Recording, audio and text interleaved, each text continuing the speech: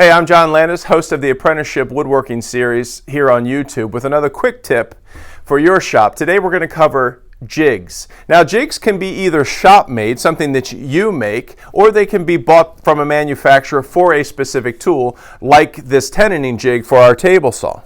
Now, to me, the three reasons that you may want to have a jig are for accuracy and repetition, for speed, and for safety. So let's cover some of the first ones, accuracy and repetition. Here in our shop, we're a professional woodworking shop, so we're charged with making, hundreds of chairs a year. And so what we're going to want is for each of these chairs to be made exactly the same every single time we make them.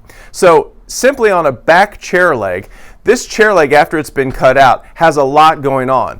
At the top, it has an open slip joint or an open mortise here to accept the tenon from the crest rail. It has a mortise to accept the side rail tenon. It has a mortise to accept the back rail tenon. And then it has a taper cut from up here down to here, and then an inside taper cut. Now, if we're doing a set of, say, 12 chairs, we've got 24 back chairs that we need to do, and we need to do 2 mortises in each of them, the open slip joint on the top, and then 2 taper cuts. So the best way to handle this is to use jigs. So we've made a lot of jigs for doing this operation alone. So once we've cut out our back chair leg, we want to be able to put a mortise into here and into here, and we don't want to have to measure every single leg to do it. So we've come up with this jig here, which essentially drops the leg into the jig, references this bottom block, this stop block, every single time, and then in addition to having a flat surface here on which to ride our plunge router, there's the safety part. This gives us a nice flat surface that's parallel and even with the flat here where the apron is going to go in. It gives us a nice surface to ride the router on. In addition to that, I don't have to mark every single jig or every single leg for its mortise location. That markation is done on the jig. So I have marks here telling me where the apron is going to stop and then where the mortise starts and stops. So simply by taking every single chair leg and dropping it into here, we're doing the mortise location the same every single time. So there's your accuracy and your repetition. Obviously, with accuracy and repetition on a jig like this, there comes the speed. As well as the nice flat, we have what is considered a very safe jig. There is no chance for that router to rock and get us into any trouble. So that's the back leg. The front legs are mortised on 2 sides, of course, to accept the side apron and the front apron. They're also tapered. But how do you cut a mortise into something that's going to fall off the edge like this? How do you have that repetition over and over again?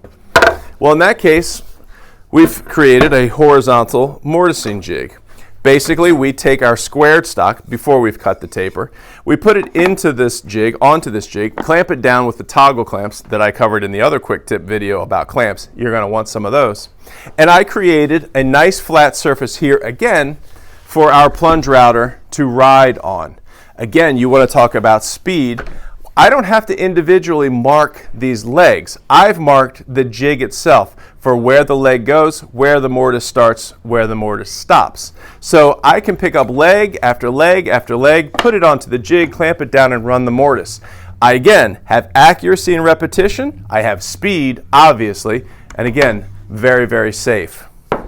Now, one of the cooler jigs that we came up with here is that our side aprons are cut to 8 degrees, and we need to drop a mortise into that angled face so that the mortise itself goes 90 degrees from that 8-degree face. So here's the 8-degree face. We need that mortise to plunge straight in.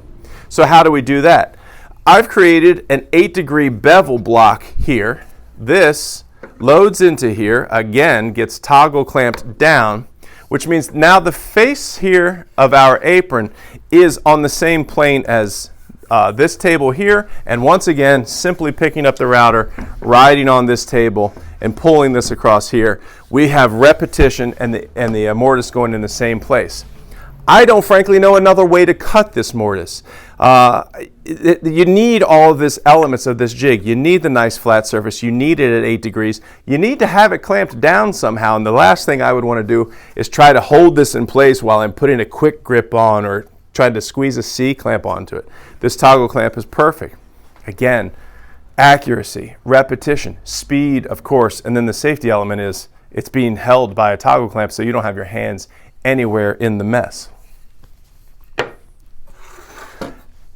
After these legs are mortised, we then take it to the table saw and we use the tenoning jig. Now this tenoning jig slides in the miter slot on the table saw, and the leg goes in like this, gets clamped down with this clamp, and then rides over the dado blade, cutting the mortise out of the top of the leg. Again, this is an odd position. What are you going to do otherwise? You're going to hold this up against the fence of a table saw and push it across. Inaccurate, dangerous, and not the thing I would do to recommend. So I'm not trying to instruct you on how to build a jig or even what jigs to build. Basically, what this video is supposed to show you is that you can come up with jigs that make your procedure more accurate, quicker, and safe. You just have to think through what it is you need to accomplish and think through the jig. Then once you've come up with these jigs, the procedure is able to be repeated over and over again if you need it to be, and you do get to feel safe about it. So, if you have an opportunity, make a jig when you can. I wouldn't make a jig necessarily on a one-off. If you're doing some sort of special piece and it's just a one-off piece, it may be easier for you to mark a taper on a leg with just a pencil and run it through the bandsaw than it would be to make a tapering jig that runs over the table saw. It takes time to make a jig. If there's a safe way to do it and you're only doing it one time, go ahead and just do it the old way that you're not too worried about a jig on. That's it. Thanks for watching. Hope this helps.